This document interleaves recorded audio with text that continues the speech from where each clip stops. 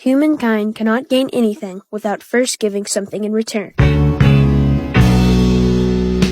फुल metal अल्केमिस्टले हामीलाई धेरै लभेबल र युनिक क्यारेक्टरहरू दियो चेरिस गर्नलाई। आजको भिडियोमा म कुरा गर्नेवाला छु फुल मेटल अल्केमिस्ट ब्रदरहुडको एकदमै इन्ट्रेस्टिङ र डिस्टर्बिङ क्यारेक्टरको बारेमा। Drum roles please. सल्फ जे किमले द क्रिम्सन अल्केमिस्ट। ब्रदरहुड एउटा यस्तो स्टोरी हो जहाँ अलमोस्ट सबै क्यारेक्टरले दुनियाँलाई बनाएको बाउन्ड्रिजहरूलाई तोड्न खोजेका छन्। एल्रिक ब्रदर्सले आफ्नो बडी रिस्टोर गर्न खोजिरहेछन्, लिङआओले किङसिप खोजिरहेको छ र ग्रिडले ह्युमन कनेक्सन खोजिरहेको छ र फादरले त सिधै गडलाई नै ओभरटेक गर्न खोजिरहेछ। Almost most of the main क्यारेक्टरको सपना र आकाङ्क्षा उनीहरूको पाइलाभन्दा ठुला छन्। तर यो सबै बिचमा ब्रदरहुडमा धेरै क्यारेक्टरहरू छन् जो या त आफ्नो परिस्थितिमा बस्न रेडी छन् या त ब्लाइन्ड आइडियलिजम र एम्बिसनमा फँसेका छन्।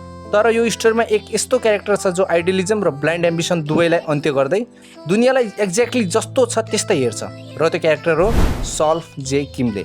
It's nothing but a harmless toy. I thought you could give it to your kid or something. Farewell, Warden. यो भिडियोमा म माङ्गा र ब्रदरहुडको किमलेको कुरा गर्दैछु। 2003 एडेप्टेसनवाला किमलेको होइन। दुवैमा सिमिलरिटीहरू छन्, तर ब्रदरहुडको किमले मलाई पर्सनली कम्पेलिङ बढी लाग्छ र राम्रो लाग्छ। किमले टेक्निकल्ली सिरिजको सुरुमा इन्ट्रोड्युस हुन्छ, तर हामी चाहिँ उसको वर्ल्डमा प्रपरली पछि मात्र एन्टर गर्छौँ र अनेस्टली भन्नुपर्दा त्यो वर्ल्ड एकदमै कोल्ड र ट्विस्टेड छ।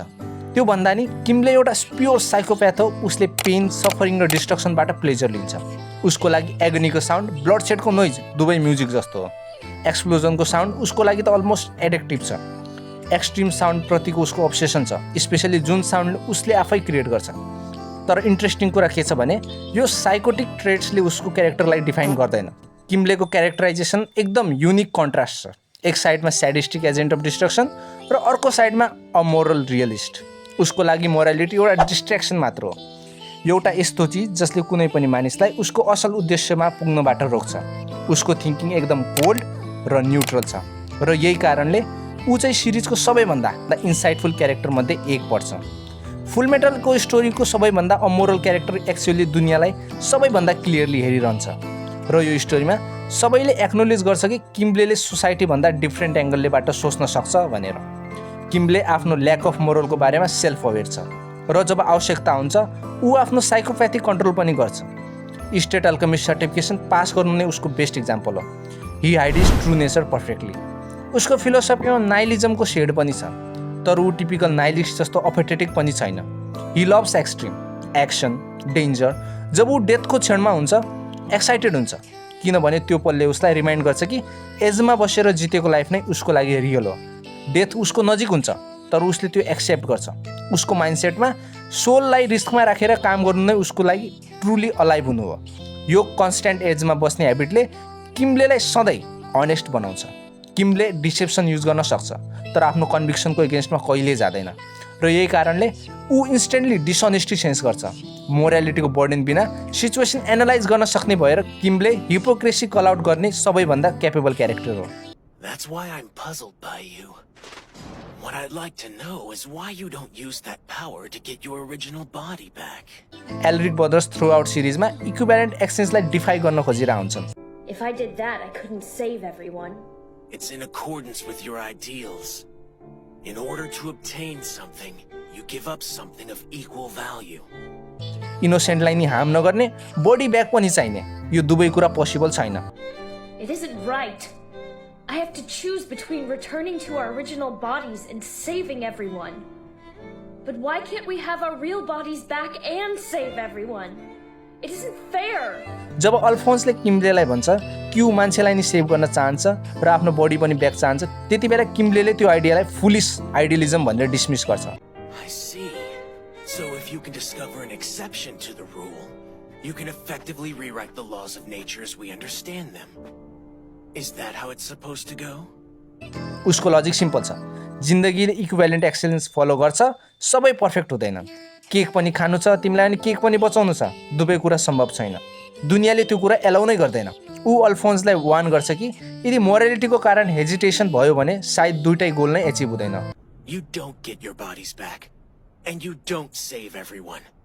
That could certainly happen. यो मोमेन्ट एकदम पावरफुल थियो, किनभने अडियन्स पनि यही होपमा हुन्छन् कि एल्रिक ब्रदर्सहरू बिना फिलोसोफर स्टोनले बडी ब्याक पाउन् भनेर। तर हामी सबैलाई थाहा छ इक्विभ्यालेन्ट एक्सचेन्ज कसरी काम गर्छ भनेर। किमले इभिल भएको हुनाले त्यो कुरा भन्दैन, ऊ सिम्पली फ्याक्ट्सहरू लेआउट गर्दै थियो। त्यो बेला एल्रिक ब्रदर्सलाई डिसाइड गर्न दिँदै थियो। स्पालन वारको फ्ल्यासब्याकमा पनि यही लजिक देखिन्छ।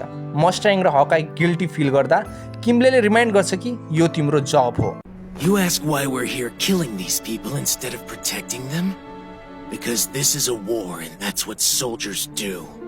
युनिफर्म लगाएर आएपछि किलिङको पोसिबिलिटी एक्सपेक्ट गर्नुपर्छ र तिमीले किल गर्नुपर्छ।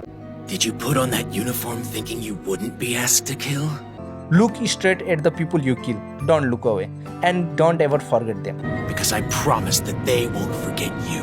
किमले ह्युम्यानिटीको हिपोक्रेसी एक्सपोज गर्छ। उसको बिलिभ छ कि ह्युमन्स आर इनहेरेन्टली भाइलेन्ट।